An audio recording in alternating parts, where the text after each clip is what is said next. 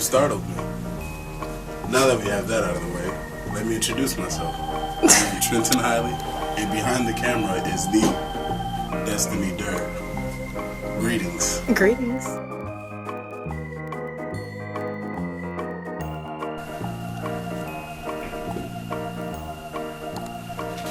Oh, hey, once again. Okay, you're probably wondering why I have this mask. I really wish I could tell you.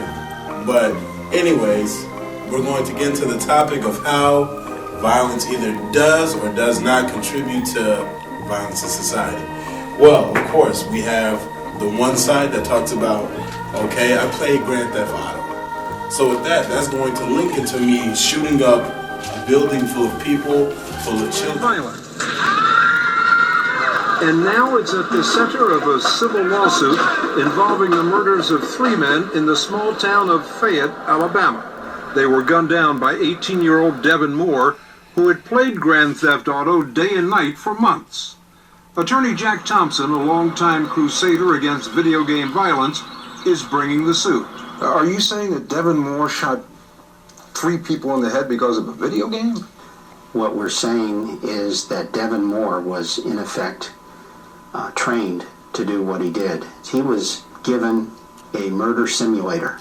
He bought it as a minor. He played it hundreds of hours, which is primarily a cop killing game. It's our theory, which we think we can prove to a jury in Alabama, that but for the video game training, he would not have done what he did. Moore's victims were Ace Mueller, a 911 dispatcher, James Crump, a police officer, and Arnold Strickland, another officer who was on patrol in the early morning hours of June 7, 2003, when he brought in Devin Moore on suspicion of stealing a car. Moore had no criminal history and was cooperative as Strickland booked him inside the Fayette police station. Then suddenly, inexplicably, Moore snapped. This is where it happened. According to Devin Moore's own statement, he lunged at Officer Arnold Strickland, grabbing his .40 caliber Glock automatic, and shot Strickland twice, once in the head. Officer James Crump heard the shots and came running. Moore met him about here in the hallway and fired 3 shots into Crump. One of those shots was in the head. He kept walking down the hallway towards the door of the emergency dispatcher. Once here, he turned and fired 5 shots into Ace Mueller. Again, one of those shots was in the head. Along the way, Moore had grabbed a set of car keys. He went out the door to the parking lot, jumped into a police cruiser, and took off. It all took less than a minute, and 3 men were dead.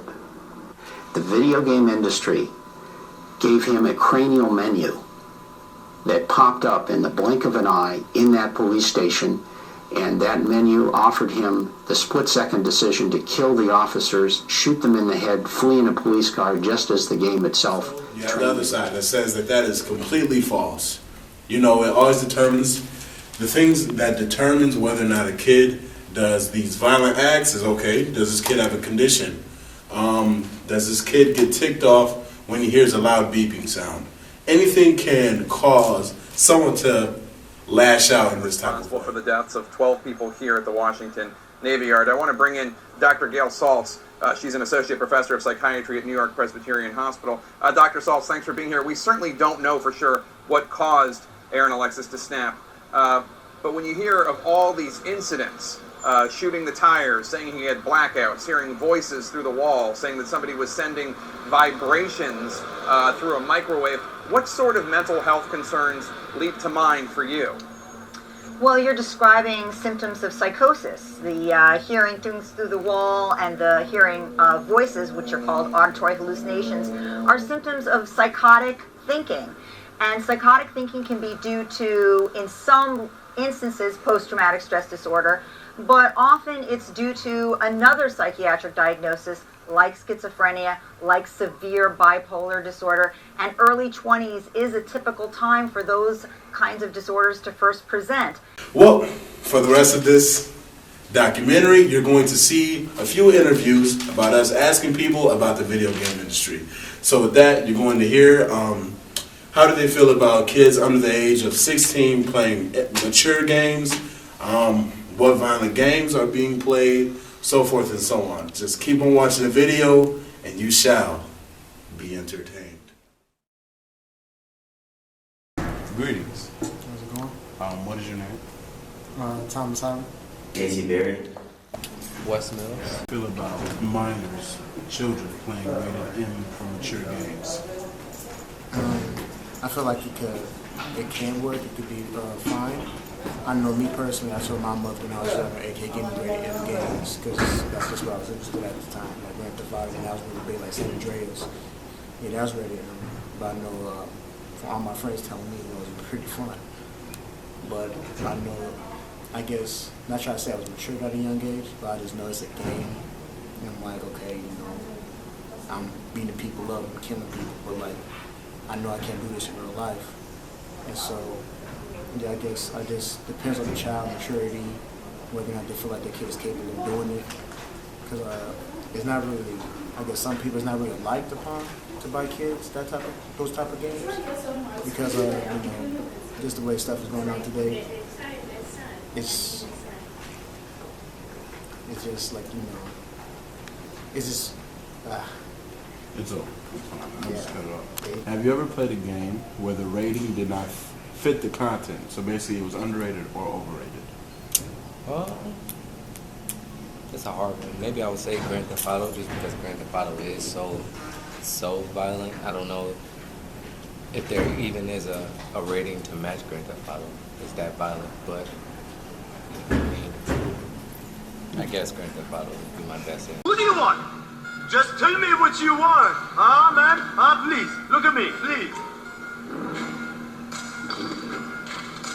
These are instruments that are going to be used to torture the individual so he can speak.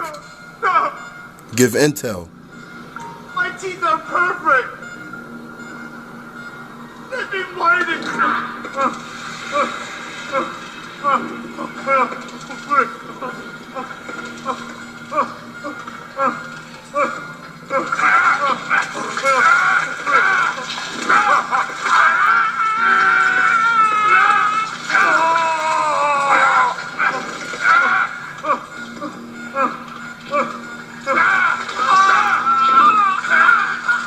Mercy! Wait! My teeth!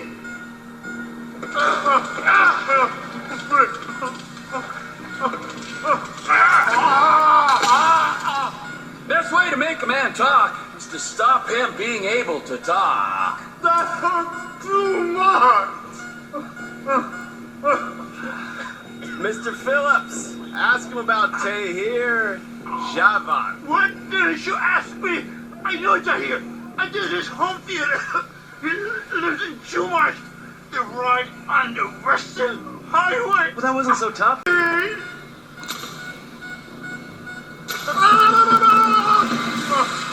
Now you can see he is electrocuting this man. Look at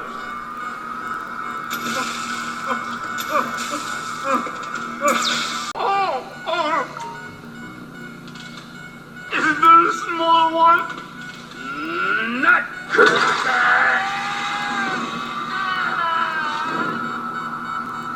Video games influence your behavior? None at all. I believe so. Well, me, I know so. On a maturity level, I like to play the video games because of the action. I like to see the story mode, the conflict. I perceive it as a movie because you know how you have violence in a movie. The only thing is you're controlling this role now. Everything has a story, a beginning and an ending. I'm just playing through it. Okay, so with that, do you feel like other people are allowed video games to influence them to act a certain way? Yeah, I believe so. I've seen a few friends playing video games and, they lost and they acted violently upon their friends. So to say in a game, more so could be a shooting or a fighting like Mortal Kombat, and if they keep losing, they might take it out on your friends physically. Okay. Now, you're probably wondering, how do we feel about this, Destiny and I? Well, we've come to an agreement that violence in video games do not, and I repeat, do not cause violence in society. This is one of our most credible sources that we like to fall back upon when we say this statement. It comes to you from the Crime in the United States in 2008, which is an FBI website. The quote says, "Violent juvenile crime in the United States has been declining as violent video game popularity has increased." Okay? The arrest rate juvenile murders has fallen 71.9% between 1995 and 2008. The arrest rate for all juvenile violent crimes has declined 49.3%. In the same period, video game sales have more than quadrupled.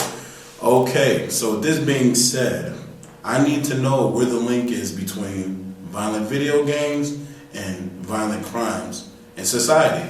Because as you see what I just read, that's kind of hard to believe, let's say it like that. Because I know for a fact, me personally, I love violent video games. Do I look violent? Let's not answer that question. But I feel like it all depends on the maturity, as all the other interviewees said, the maturity of the child, as well as the ability of them being able to tell the difference between real life and a video game. Because, okay, look, in Grand Theft Auto, I like to throw grenades at cars.